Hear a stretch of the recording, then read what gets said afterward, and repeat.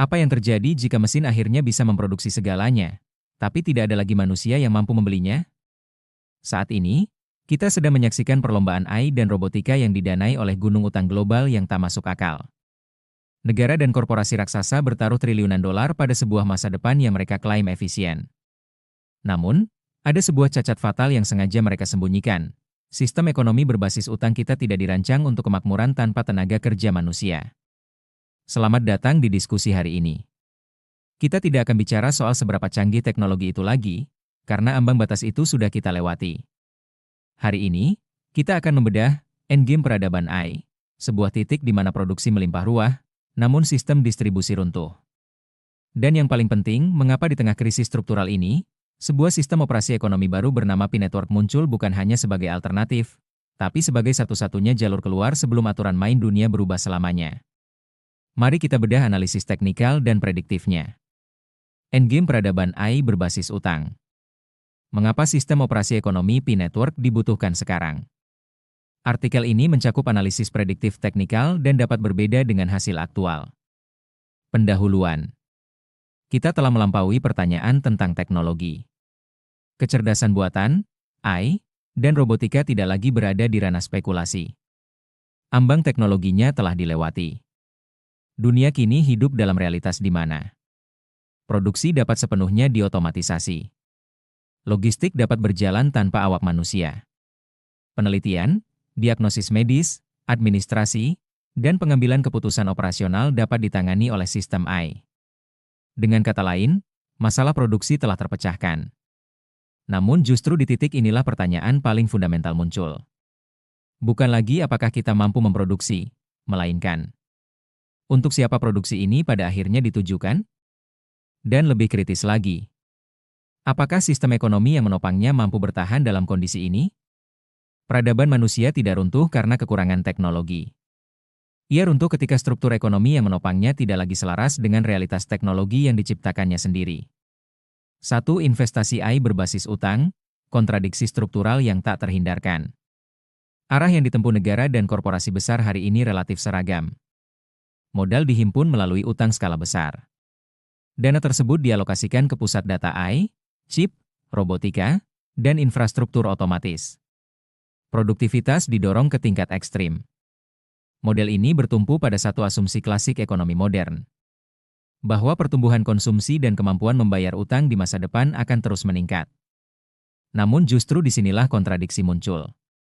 Endgame AI secara inheren menghancurkan fondasi asumsi tersebut. Permintaan tenaga kerja manusia menyusut drastis.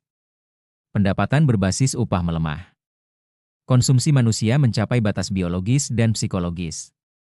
Basis pajak masa depan terkikis. Akibatnya, sistem menghadapi paradoks fatal.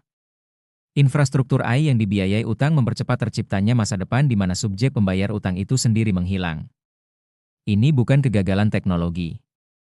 Ini adalah benturan antara arsitektur keuangan lama dan kondisi akhir teknologi baru. 2. Ketika kompetisi AI berubah dari inovasi menjadi pengendalian. Pada tahap awal, kompetisi teknologi berfokus pada inovasi. Produk lebih baik. Biaya lebih rendah. Efisiensi lebih tinggi. Namun begitu AI mencapai tingkat kematangan tertentu, sifat kompetisi berubah secara fundamental. Fokusnya bukan lagi apa yang diproduksi, melainkan siapa yang menguasai kapasitas produksi terbesar. Siapa yang mengendalikan infrastruktur komputasi dan energi. Siapa yang mampu mempertahankan dominasi paling lama. Pada fase ini, investasi AI tidak lagi netral secara ekonomi. Ia menjadi infrastruktur pengendalian dan stabilisasi kekuasaan. Pertanyaannya bukan lagi tentang inovasi, melainkan siapa yang mengendalikan alat produksi, dan siapa yang dikendalikan olehnya. 3. Produksi telah terpecahkan, distribusi telah runtuh. AI dan robotika mendorong produksi ke arah eksponensial. Manusia, sebaliknya, tetap makhluk dengan kapasitas konsumsi terbatas. Tidak peduli seberapa efisien sistem produksi. Manusia tidak makan 10 kali sehari. Tidak memakai pakaian tanpa batas. Tidak mengonsumsi layanan identik secara tak berujung. Hasilnya adalah asimetri struktural. Produksi tumbuh jauh lebih cepat daripada konsumsi. Inventaris menumpuk. Harga tertekan. Marine runtuh. Utang membengkak.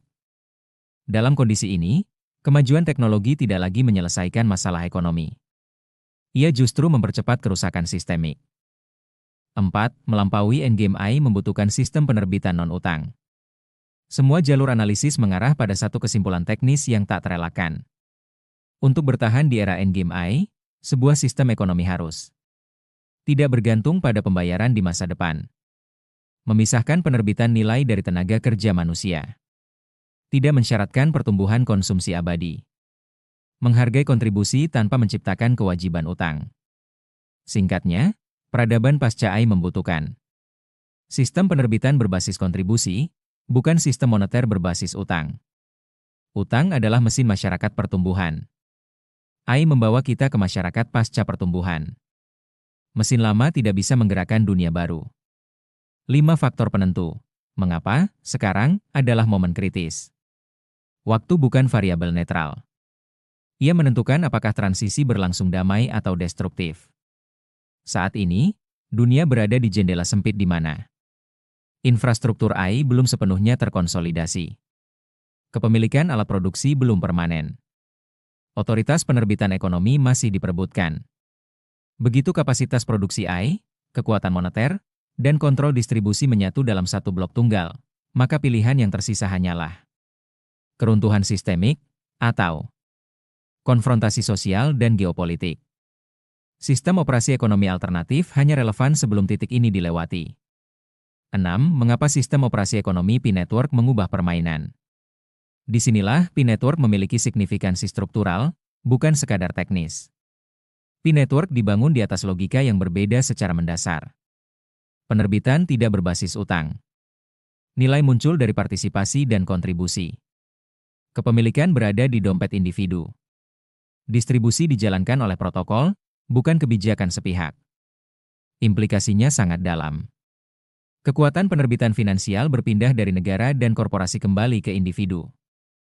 Individu tidak lagi diposisikan sebagai debitur, objek subsidi, variabel penopang permintaan. Mereka menjadi subjek ekonomi yang berdaulat secara finansial. 7. Bukan alternatif tambahan, melainkan jalur keluar. P-Network bukanlah upaya untuk mengoptimalkan sistem lama, membuat utang lebih efisien, menambal kontradiksi struktural. Ia menawarkan sesuatu yang berbeda secara kategori.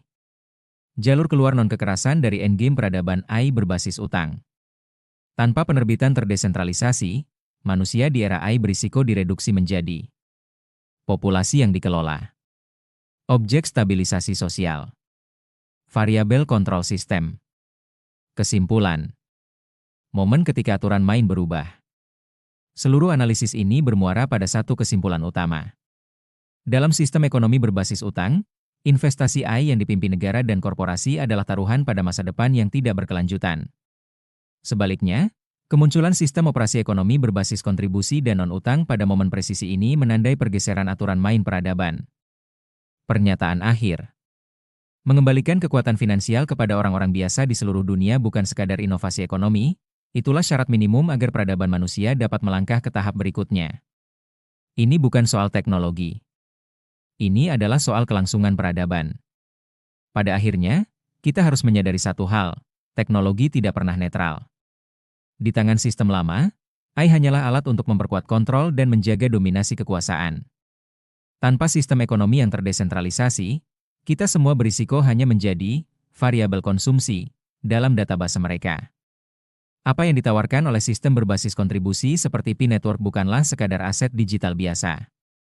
Ini adalah upaya untuk mengembalikan kekuatan penerbitan nilai ke tangan Anda, ke tangan individu biasa di seluruh dunia, sebelum infrastruktur produksi AI menjadi permanen dan tak tergoyahkan. Waktunya sangat krusial. Sistem operasi ekonomi baru ini adalah syarat agar peradaban kita bisa naik ke level berikutnya tanpa harus hancur terlebih dahulu. Pertanyaannya sekarang bukan lagi apakah Anda percaya pada teknologinya, tapi apakah Anda siap menjadi bagian dari perubahan aturan main ini? Terima kasih telah menonton. Sampaikan pendapat Anda di kolom komentar, dan sampai jumpa di analisis berikutnya. Salurkan kekuatan finansial kembali ke tangan rakyat.